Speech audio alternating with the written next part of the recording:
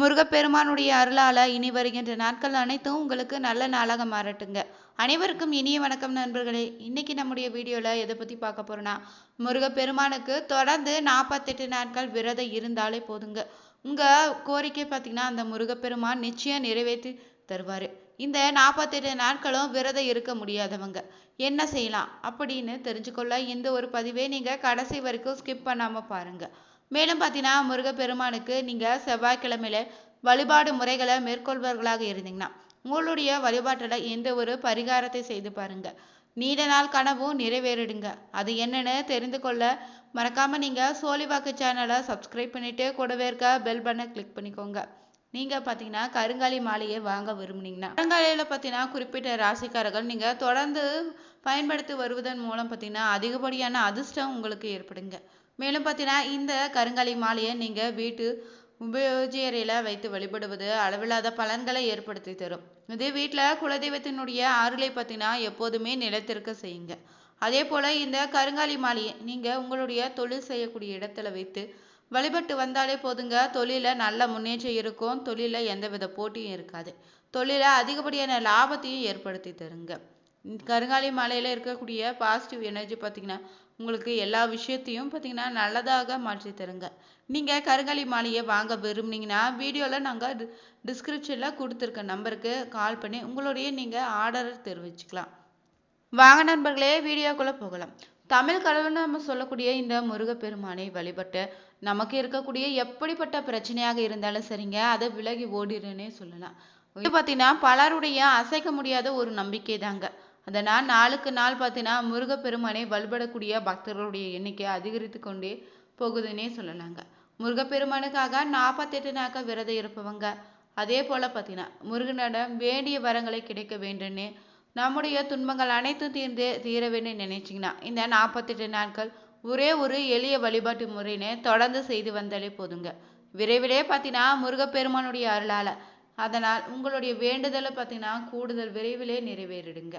நீங்கள் முருகப்பெருமானை வழிபட தொடங்குவீங்கன்னா எந்த மாதிரி வழிபாடினை மேற்கொள்ளணும்னு தெரிஞ்சுக்கோ. என்ன பிரச்சனை தீர வேண்டுமோ என்ன வரம் வேண்டுமோ என்றாலும் நீங்கள் கலியுகத்தில் தெய்வமாக இருக்கக்கூடிய இந்த முருகப்பெருமானிடம் சென்று முறையிட்டாலே போதுங்க. அது கண்டிப்பாக அந்த முருகனுடைய அருளால் நிறைவேறும். முருகப்பெருமானுக்குள்ள அனைத்து தெய்வங்களும் அடக்கன்னு சொல்லுவாங்க. இதனால் தாங்க முருகனை வழிபட்டாலே அனைத்து தெய்வங்களையும் வழிபட்ட பலன் உங்களுக்கு நிச்சயம் கிடைத்திருங்க. உங்களுக்கு இருக்கக்கூடிய பிரச்சனைகளுக்கு ஏற்ப நீங்கள் முருகப்பெருமானை நம்பிக்கையோடு எளிமையான முறையிலே நீங்கள் மனதார வழிபட்டு வந்தாலே உங்களுடைய வேண்டுதல் எதுவாக இருந்தாலும் பார்த்தீங்கன்னா உடனடியாக அது தீர்ந்துடுன்னே சொல்லலாம். பிரச்சனை தீர முருகனை வழிபட நினைத்தீங்கன்னா நீங்கள் 48 நாட்கள் விரதம் இருந்து வழிபட்டு வாங்க.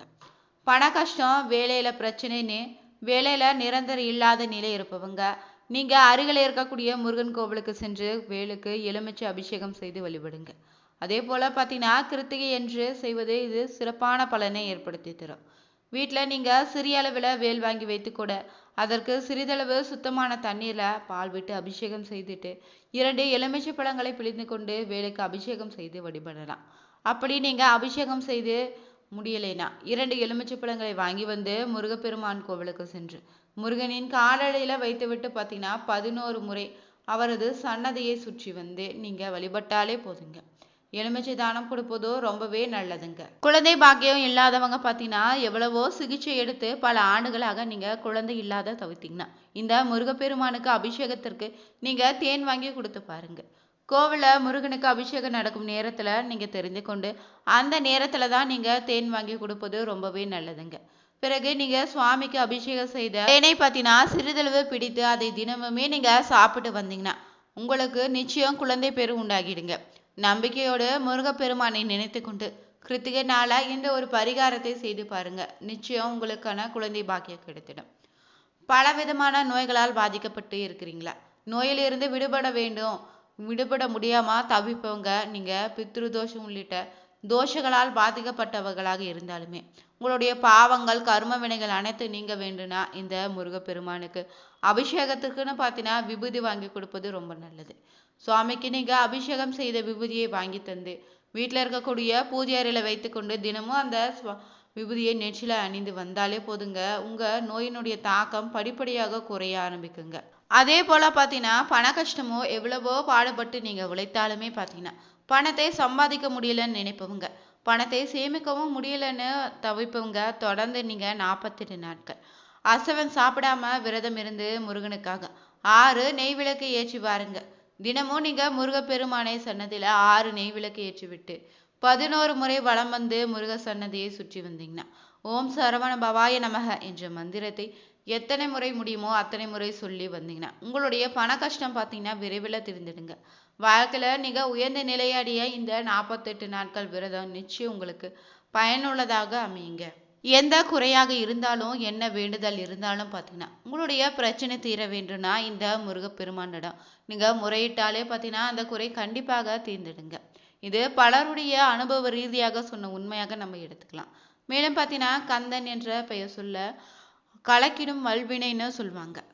முருகனின் அருளை பெறவும் நினைத்து இது நிறைவேற நீங்கள் விரதம் இருக்கக்கூடியவர்களாக இருந்தீங்கன்னா பார்த்தீங்கன்னா முருகனுக்கு பலரும் பார்த்தீங்கன்னா மாலை அணிந்து கொண்டு 48 நாட்கள் விரதம் இருப்பாங்க. அப்படி பார்த்தீங்கன்னா 48 நாட்கள் விரதம் இருக்க முடியாதவங்களுக்கு மன வருத்தம் இருக்கும். அப்படி இருக்கையில் என்ன செய்ய வேண்டும்னு தெரிஞ்சுக்கோங்க. வேறு எந்த முறையில் விரதம் இருந்தாலும் முருகனினுடைய அருளையும் உங்களுடைய வேண்டுதல் வரங்களையும் நீங்கள் பெற முடியுமான்னு கேட்டால் இத்தனை நாட்கள் நீங்கள் முருகனுக்கு விரதம் இருக்கலாம். இந்த நாள் கணக்கில் இப்படி என்ன சிறப்புன்னு தெரிந்து கொள்ள இந்த ஒரு பதிவில் தொடர்ந்து நம்ம சொல்ல போகிறோம். முருகப்பெருமானுக்குனே பார்த்தீங்கன்னா இருக்கக்கூடிய மகா கந்த சஷ்டிக்கு அடுத்தபடியாக அதிக எண்ணிக்கை கடைபிடிக்கக்கூடிய ஒரு விரதம் தான் இந்த ஒரு மண்டலம் இருக்கக்கூடிய 48 நாள் விரதங்க. முருகப்பெருமானுக்காக நீங்கள் 48 நாட்கள் விரதம் இருந்தாலே என்ன வேண்டினாலும் பார்த்தீங்கன்னா என்ன நினைச்சாலும் நிச்சயம் நடக்குன்னே சொல்லலாம். இது பார்த்தீங்கன்னா பலருடைய அனுபவ ரீதியாக சொன்ன உண்மைங்க. ஆனால் இந்த 40 நாட்கள் விரதத்தை அனைவராலுமே செய்ய முடியும்னு சொன்னா அது கண்டிப்பாக செய்ய முடியாது. ஏன்னா பல தடங்கள் கூட வரலாங்க. ஆண்கள் தொடர்ந்து பார்த்தீங்கன்னா இந்த 48 நாட்கள் விரதம் கடைபிடிப்பது ரொம்ப எளிது. ஆனால் பெண்களுக்கு அது முடியாத ஒரு சூழ்நிலை தான். இருந்தாலுமே நீங்கள் காலங்களில் உங்களுடைய விரதத்தை நிறுத்திட்டு மீண்டும் பூஜை அறைக்கு செல்லும் நாளில் துவங்கி மீண்டும் நீங்கள் உங்கள் விரதத்தை நீங்கள் முருகப்பெருமானுக்காக இருக்கலாங்க. ஒரு முறை விரதம் தடைப்பட்ட பிறகு மீண்டும் தொடர்வது பலருக்கு ஒரு சிரமமான விஷயமாக இருக்கும். அப்படிப்பட்டவங்களுக்கு தாங்க இந்த முருகனுக்காக 48 நாட்கள் விரதம் இருக்க முடியாதவங்க. ஆன்மீகத்தில் 48க்கு அடுத்தபடியாக பார்த்தீங்கன்னா சிறப்பான சக்தி வாய்ந்த ஒரு எண்ணம் 21 நாட்கள் தான். இந்த நாளை நீங்கள் விரதம் இருந்து வழிபாடுகளை மேற்கொள்ளலாங்க. இது ஆண்கள் பெண்கள் இருபாலருமே இருக்கக்கூடிய ஒரு விரதம் தாங்க. ஒரு மண்டலம் எப்படி சிறப்பானதோ அதே போல் இந்த 21 என்ற எண்ணும் தாங்க. ஆன்மீகத்தின்படியும் பார்த்தீங்கன்னா ஜோதிடத்திலும் பார்த்தீங்கன்னா ரொம்பவே முக்கியமான ஒரு எண்ணாக சொல்கிறாங்க. ஏன்னா அன்பால் சிவனின் உடலில் பாதியாக இடம் பிடிக்க வேண்டுன்னு கௌரி விரதம் இருந்ததோ இந்த 21 நாள் தான். அதே போல் பார்த்தீங்கன்னா இதே எண்ணிக்கை கொண்ட நாளில் தான் சிவசக்தி சொரூபமாக இருக்கக்கூடிய முருகப்பெருமானோ விரதம் இருந்ததால் வேண்டியது கிடைத்தது நினைத்தது நடந்த நாளாக இருப்பதால இந்த நாளை நீங்களும் விரதம் இருக்கலாங்க. ஜோதிட ரீதியாக நீங்கள் பார்த்தீங்கன்னா நவகிரகங்கள் ஒவ்வொன்றுக்கும் ஒரு எண் இருக்கு. அப்படி பார்த்தீங்கன்னா 2 என்ற எண், சந்திரனுக்கு 1 என்ற எண் பார்த்தீங்கன்னா சூரியனுக்கு உரியதாக இருக்குது. இந்த 2 எண்களை கூட்டினா வரக்கூடியது 3ங்க.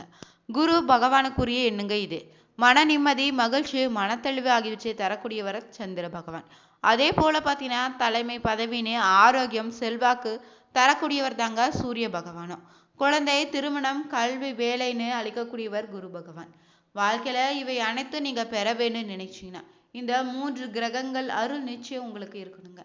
அப்படிதான் குரு அருள் இருந்தா திருவருள் கிடைக்கும்னு சொல்லுவாங்க. அதனால்தான் வாழ்க்கையில அனைத்து நலன்களும் கிடைப்பதற்கு நீங்க முருகப்பெருமானுக்காக இந்த 21 நாட்கள் விரதம் இருப்பது சிறப்பான பலன்களை ஏற்படுத்தி தருங்க. இந்த விரதம் இருக்க தொடங்குவீங்கன்னா முருகனுக்கு உகந்த செவ்வாய்க்கிழமை இல்லைன்னா சஷ்டி கிருத்திகை நாட்களில் விரதம் இருக்க தொடங்குங்க. இந்த 21 நாட்களும் தினமும் 3 வேளையும் சாப்பிடாமல் இருப்பதுன்னு சொன்னால் கடினம்தான். அதனால் தினமும் ஒரு வேளை மட்டும் உணவு எடுத்துக்கொண்டே விரதம் நீங்கள் இருக்கலாம். இல்லைனா தினமும் ஒரு வேளை மட்டும் உணவை தவிர்த்து கூட விரதம் இருக்கலாங்க. காலை மாலை 2 வேளையும் இந்த நேரத்தில் நீங்கள் குளித்துட்டு அருகில் இருக்கக்கூடிய கோவிலுக்கு சென்றோ இல்லைனா உங்கள் வீட்டிலேயே முருகப்பெருமானுக்கு பூஜை செய்துட்டு விரதம் இருக்கலாம்.